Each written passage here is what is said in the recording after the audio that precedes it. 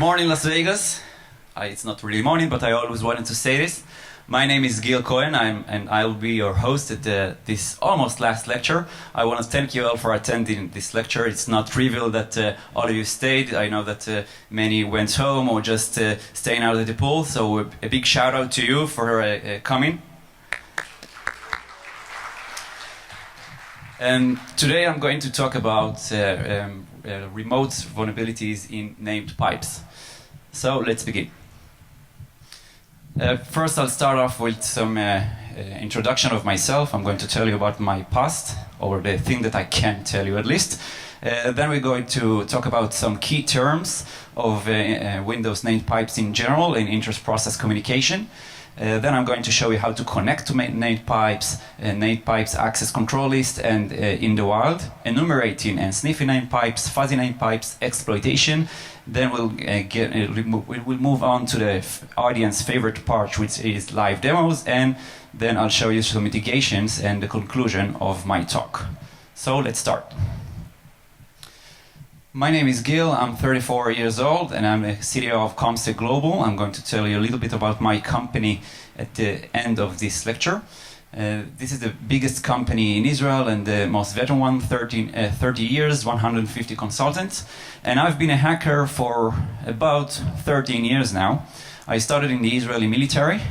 I was a penetration tester of all kind, application and infrastructure, and I even worked with some Israeli security agencies. I cannot tell you which, because then I have to kill you, and I don't want to kill you at the beginning of my presentation, and you are more than I. So I'll just spare the details. So I've been hacking to a lot of stuff, including Windows application, and during one of my penetration tests and my hacks, I came across this vulnerability technique that I'm going to show you that was completely unknown or forgotten by penetration testers, and this was the motivation for my talk. But before talking about the vulnerability itself, let's start with some key terms, just in case you are not familiar with it. So, inter-process communication. This is an operating system mechanism that allows processes and applications to manage shared data. You can either use, for example, internal sockets, which probably most of you know, and you have different kinds of inter-process communication as well. Each and every participant in this communication is considered either a client or a server, and it can be both, and you can have multiple clients and multiple servers, end-to-end communication. And of course, both clients and servers can be defined together. So, Windows named pipes is one of the methods to perform inter-process communication in Windows. It can either be one-way or two-way, or full duplex, and it utilizes a unique file system that is called NPFS, Named Pipe File System. It can be accessed by any process in your local operating system, subject to security checks, which is obviously ACLs. So all instances of the same named pipe, a connection to a named pipe is called an instance, have the same name. If you have a named pipe called Gil, then everyone who talks to this named pipe will create an instance with the same name. So there are many configurations and variants of named pipes, half duplex or full duplex, byte-oriented or packet-oriented, local or network. And this is what people miss. So inter-process communication, unlike its name, is not only internal. It's not only an internal interface in your operating system. It can be used remotely. Named pipe communication is not encrypted. So if you have any named pipe that is connected remotely, it would use either SMB, port 445, or RPC, which is port 135, and it is totally unencrypted. So you can obviously just sniff it and replay it, and in some cases even perform a man-in-the-middle attack. RPC some of you, most of you must probably know it, but I'm going to tell it anyway. This is a protocol that allows one program to invoke services from a program located in another computer. You just call, or another service, another process. You just call it from one computer to the other. It uses port 135, and DCRPC is just a variant or a subtype of RPC, which allows the programmer to think that the procedure that he is calling is actually local, when in fact it is a remote one. So it just makes the programmer's life a little bit more convenient. SMB, or server message block, this is a famous protocol. It can be used for file sharing and printers, serial port, etc. It's mostly used for file sharing, and probably most of you know it through links like this, URLs that looks like this. You can see 192.168.1./$. This is an SMB connection, or / file server. This is the famous SMB protocol. It uses port number 445, so if you have any of these ports open, you can connect to named pipes as well. But there are actually two kinds of named pipes, not only the regular named pipes. You also have unnamed pipes or anonymous pipes, not the famous anonymous that you see on the right, but a named pipe with a random name. This named pipe is used only between a parent process and each child process. And it cannot be used for communication over the network, and this is why I haven't focused it during my research, because I wanted to show, to see which named pipes can be connected remotely. So, how can you connect to a named pipe? All pipes are placed in a root directory of npfs, which is / the IP address of the computer. Can be dot, for example, if it's the local computer, /pipe/pipe name. This is how you connect to a pipe, but you cannot just open your Windows run command and just connect to it. You need a special connection. You either need to do it using programmer's code or using dedicated tool that I'm going to show you in the next slides. So here is a URL, for example, for connecting to a named pipe. You can see /dot/pipe/foo. This is a connection to a local pipe. And if you want to connect to the same pipe remotely, and the ACL allows it, you just add the IP address instead of the dot character. So, the best tool in order to connect to named pipes is IO Ninja. This is a commercial tool. It used to be free for non-commercial usage, but they just changed their license agreement. So now it is paid only, and you can have a non-registered copy of it. And this is like the Swiss Army knife of communication in general, and named pipes specifically. You don't necessarily need to use it for regular TCP/IP communication, because you have Netcat and Nmap and many other great tools, but this is the only good tool for named pipes communication, and this is the tool I was using during my research. So how does the communication looks like when you open Wireshark? Because I told you that named pipes can be remotely accessed. So this is how it looks like. You can see here a Wireshark window, and you can see that the named pipe is using SMB communication. And here at the bottom, you can see that this is total clear text. So whatever is being transferred to a remote named pipe can be sniffed. But there are some limitations. If you are a programmer and you start your own named pipe, you listen to a named pipe, you can protect it. So how can you do it? Using ACLs. Named pipes are implemented by a file system driver in Windows NT, started from Windows 8 in fact, and they follow the ACLs or DACLs, discretionary access control list permissions that are, but the default value is that the permission is set to anyone or anonymous login. So if you create your own named pipe and you don't set the ACLs specifically, anyone can connect to it. So many named pipes allows either anonymous access or only domain user access, but obviously it's still a lot of users that can exploit vulnerabilities in it. You can modify ACLs and to make only specific users access named pipe, but this is not the default behavior, and unfortunately I witnessed a lot of named pipes that just didn't do it, and I'm going to show you some examples.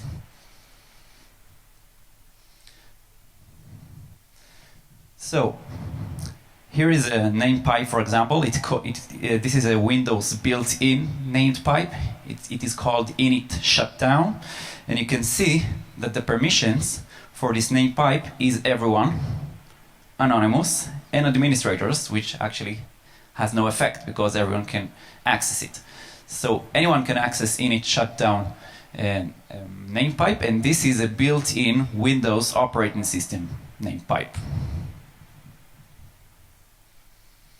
And named pipe, unlike any other interface you know, either regular SMB files or sockets, have an additional feature which is called maximum instances.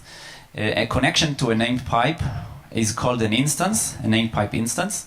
And on the left you can see the different named pipes and their current number of instances. And on the right you can see that there is a maximum volume for some of them. If the value is -1, then there is no limitation. But if this is not -1, then there can be a maximum number of connections or instances to these named pipes. So you can see here several named pipes with the value 1 or the value 7. So it means that you cannot just connect to it without any limitation. So let's talk about named pipes in the wild. Most of you probably heard about the Configure worm or Configure virus that was detected in November 2008. It used flaws in Windows operating system and it used dictionary attacks on administrator passwords to propagate while forming a botnet. And it used advanced malware techniques similar to the recently discovered NotPetya and WannaCry ransomwares and malwares. So it infected a lot of computers, millions of computers in 190 countries, and it had several variations. This is how it looked like. Very nice. One variation, which is .NET variation C, creates a named pipe over which it pushes URLs for downloadable payloads to other infected computers in your LAN. So if you have one computer that is infected and it gets the command from the command and control center, it just propagates this command through named pipes in order to make sure that the rest of the infected computer gets the same command as well. And this is not only used by Configure, but by others as well, such as Mocker, ZX shells, and even the now famous Petya. So how can you enumerate and scan for named pipes? If you want to have a look at your own named pipes in your own Windows computer, you can just use the sysinternals pipe list. This is the best tool for enumerating named pipes. And you can just run it and immediately see what we just witnessed in the previous slide. All of the pipe names, the current number of instances, and the maximum number of instances. So this is what you should use if you want to see what named pipes are listening in your own computer. There are multiple tools of checking the access control lists for named pipes. This is a deprecated tool. It is called Beyond Security, Pipe Security Editor, but unfortunately it is unmaintained and deprecated because it only works in Windows XP or older. But you can see that this tool used to allow you to edit named pipes permissions in real time, just like as you do with files.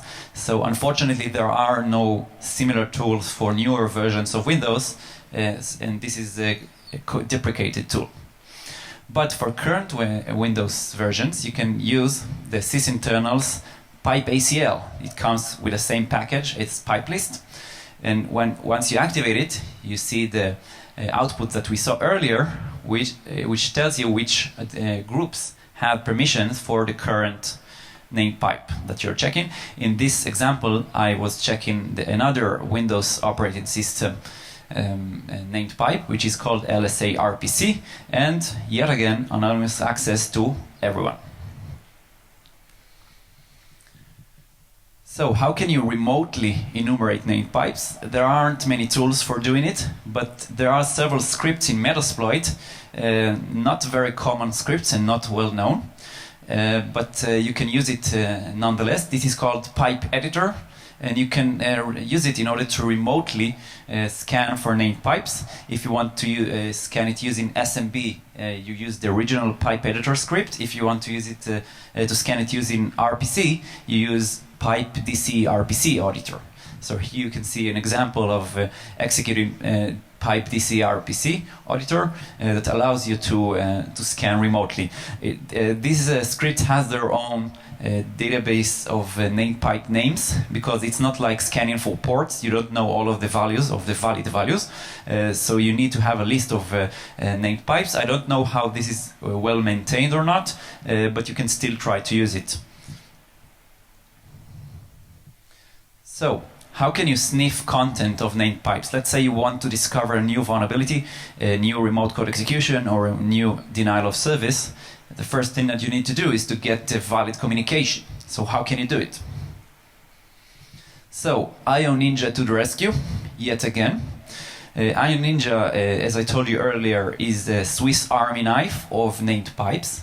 You can use it both to connect to named pipes, to listen to named pipes. If you want, you can even create a named pipe server, and also to use it as a named pipe sniffer.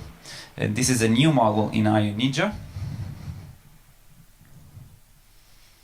So you can see in my own computer, I can start it. It has some bugs because every now and then it finds named pipes, anonymous named pipes that it cannot read, but if we wait a little bit, let's see if I see some named pipes communication. As I told you, it's a rather new model, so it's not perfect yet, but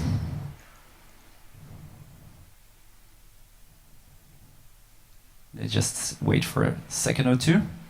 This is not me, this is the Windows operating system I went for. Come on, Bill Gates, no? Okay, I'll just show you in the presentation. So this is how it looks like. When you see communication, so you can see the open named pipes. In this example, it's MMS server, and you can see the entire communication totally clear text, unless, of course, the protocol itself embeds encryption of any kind.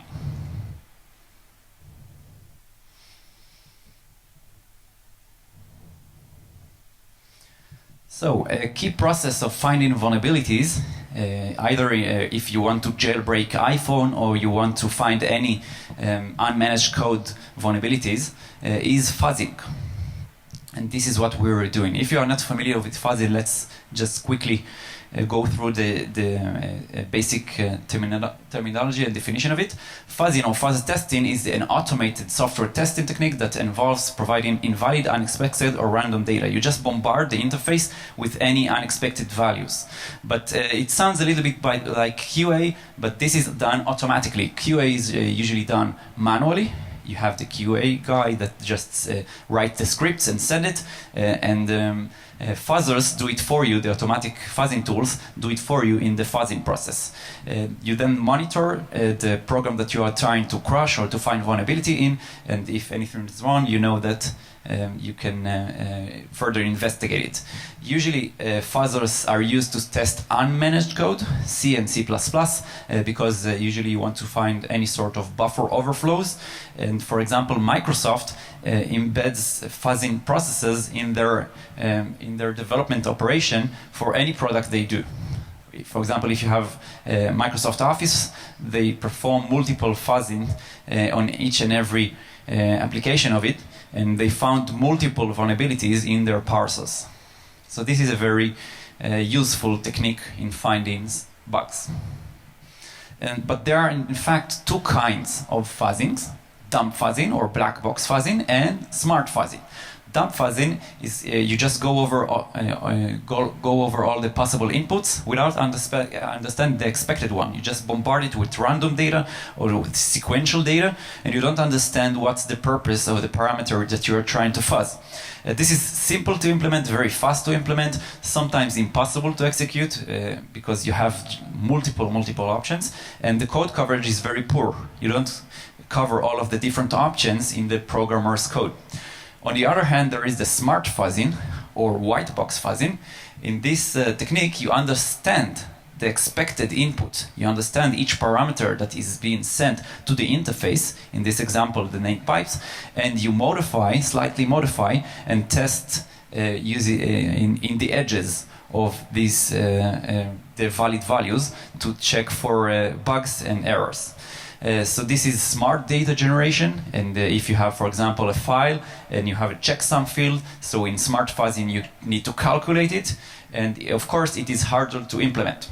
We're in ComSec, we don't have a lot of resources like different companies that presented before me, so we weren't doing a lot of smart fuzzing, mostly focused on dump fuzzing, but still we found very interesting vulnerabilities, and the reason that I show you this presentation is I want others to move forward and use smart fuzzing as well to find new zero-days vulnerabilities. So we also found like this nice little script that is called Advanced Pipe Fuzzer. You can download it from this URL. It was written many years ago, but as I told you, not many people know that named pipes can be accessed remotely, so it was hard-coded for local named pipes only. So we slightly modified it and improved it a little bit, and we used it in our research in order to find the vulnerabilities that I'm going to show you in our live demo. So let's see some examples of exploitation and impacts. So many pieces of software work with hidden or undocumented APIs. This can either be a web server or a Windows application server that listens to a named pipe which is totally undocumented.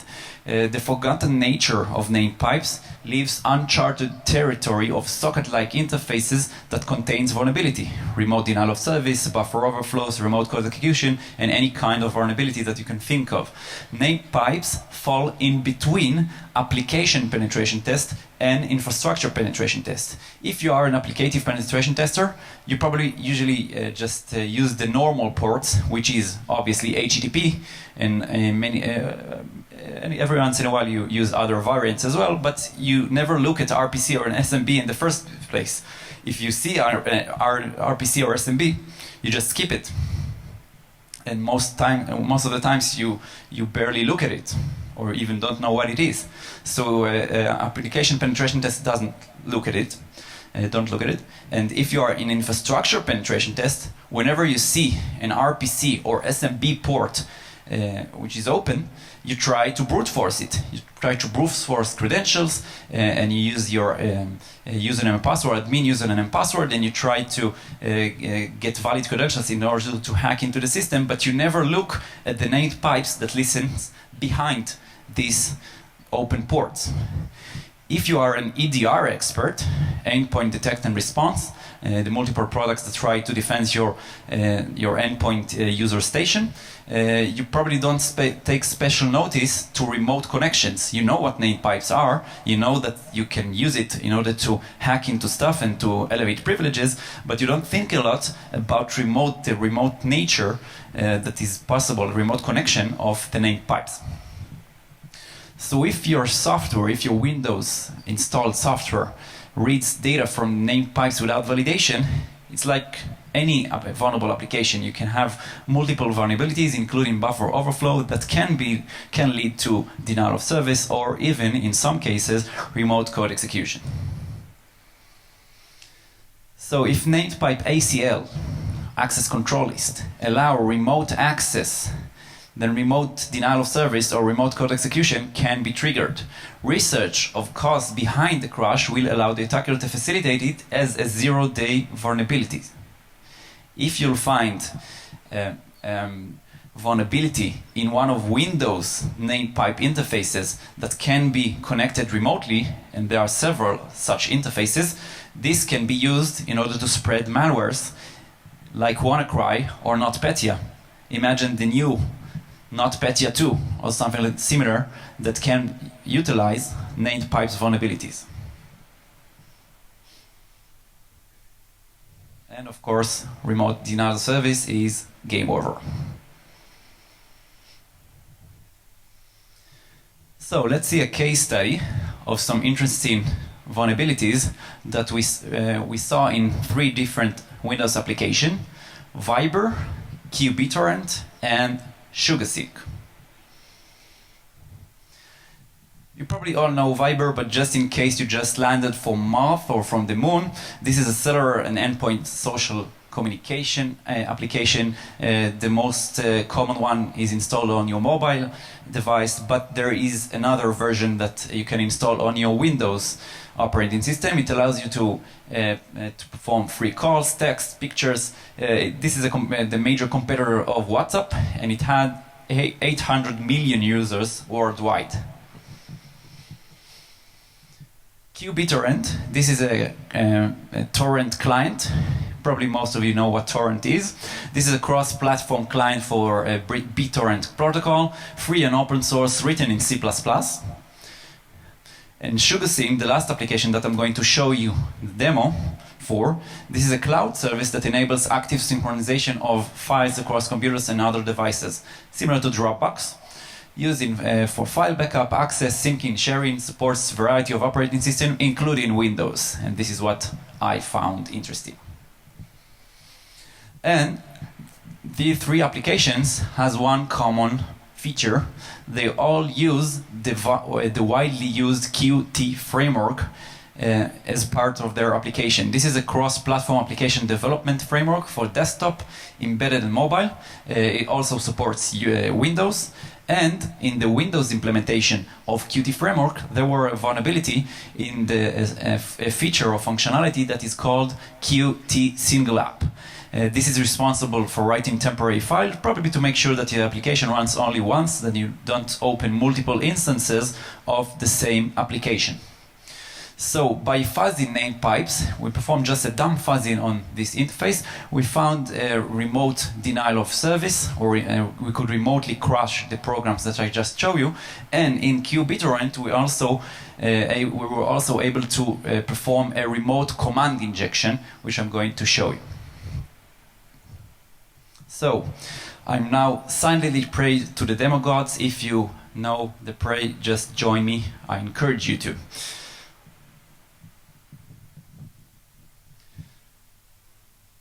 So this is the virtual machine I'm going to do the demo with. This is the IP address. And first I'm going to activate Viber. Oh, but just a second. Before I activate Viber, let me just show you the different pipes. So I activate pipe list, which is the sysinternal tool for enumerating named pipes, and you can see different Windows named pipes, init shutdown that we saw earlier, LSAS, NTS, VCS, probably SVC host, and other services. And once I start Viber and execute it once again, you would see that suddenly I have this named pipe, which contains Viber in it. So obviously this is Qt single app, Viber, and now I'm going to exploit it. So let's get back to my computer. And now this is IO Ninja. I'm going to open a file stream that allows me to remotely connect to a named pipe. And I'll just put the right IP in here. What was it again?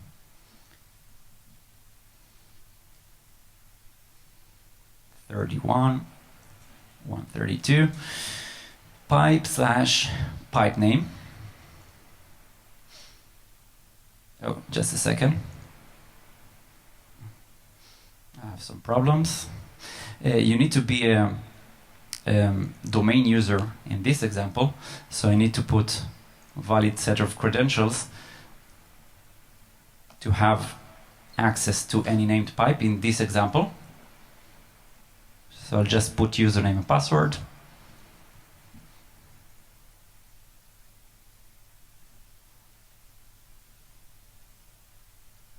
Okay, now I'm connected to Viber's named pipe remotely. And if I put just a single character, this is all what is needed for this vulnerability.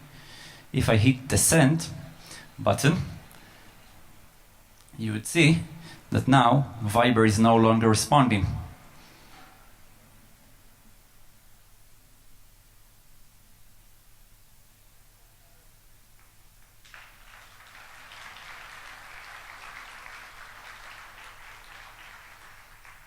And this is the case with SugarSync as well.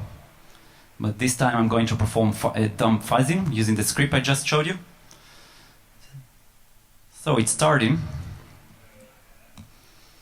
And you can see that here I have a very similar name pipe, which is called Qt Single App SugarSync or SugarS, and I'm going to copy it. This might look like random characters, but this is in fact fixed values. So if you have Viber and you have SugarSync, you know that these name pipes are fixed.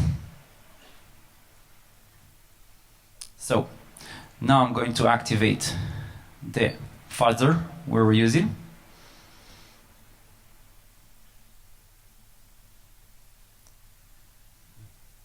Okay.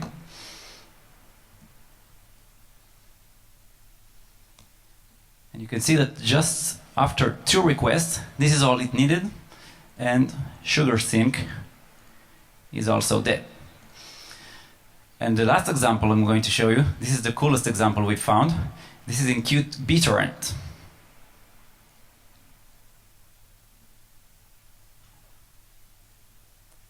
So I'll just copy and paste the name pipe's name.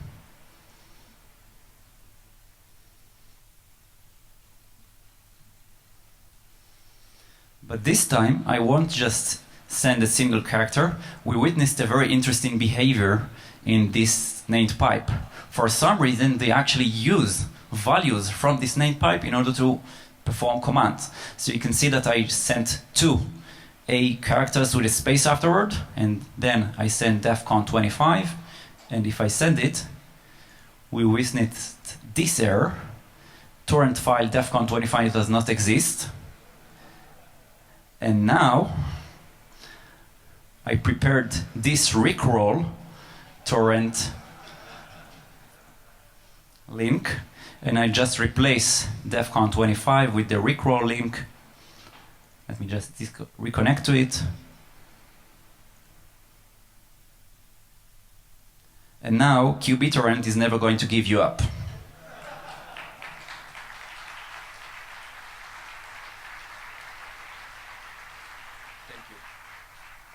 Thank you. So, let's talk about mitigation and the defense for the attack that I just showed you. For the developer point of view, if you are a developer, you should know the risk. If you're using name pipes in your Windows application, you should create name pipes with access control list for specific users. You should always follow the least privilege approach. Don't give any redundant permissions that are not needed in order for your application to activate correctly.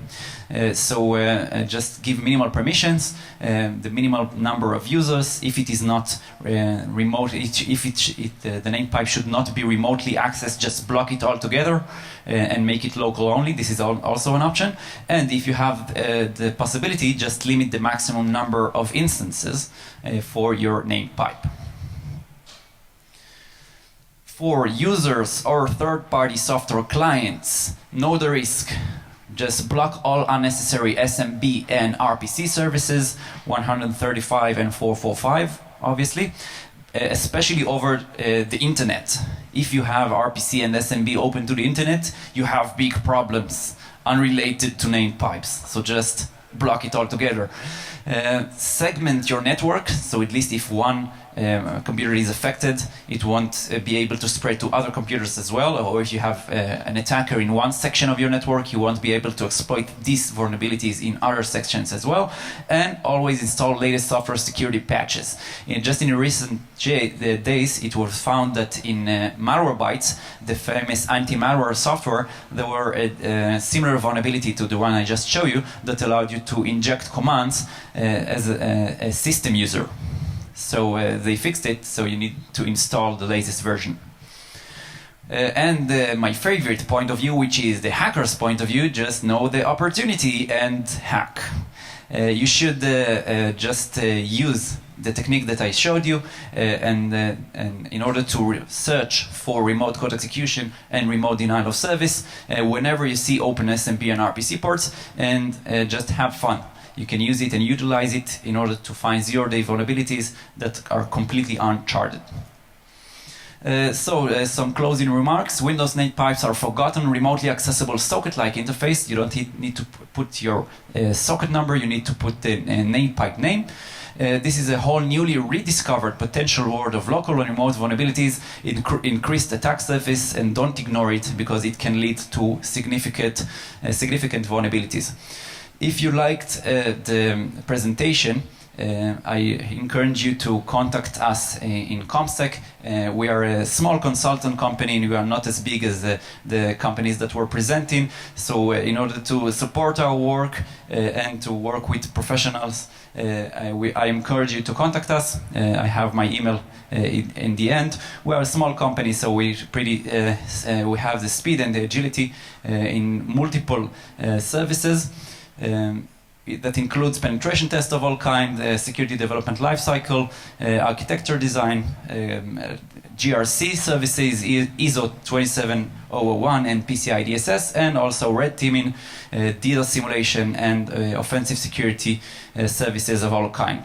So, if you have any question or you want to contact me following my presentation, or of course, if you want to contact me regarding working with ComSec, you have my Twitter and my LinkedIn and email. And I want to thank everyone that participated in this research. And also I want to thank Viber, who were the only one to take this vulnerability seriously. We tried to contact other application owners as well, but we couldn't. So I want to thank Viber as well. And Adi, happy birthday and Mazal Tov. And thank you.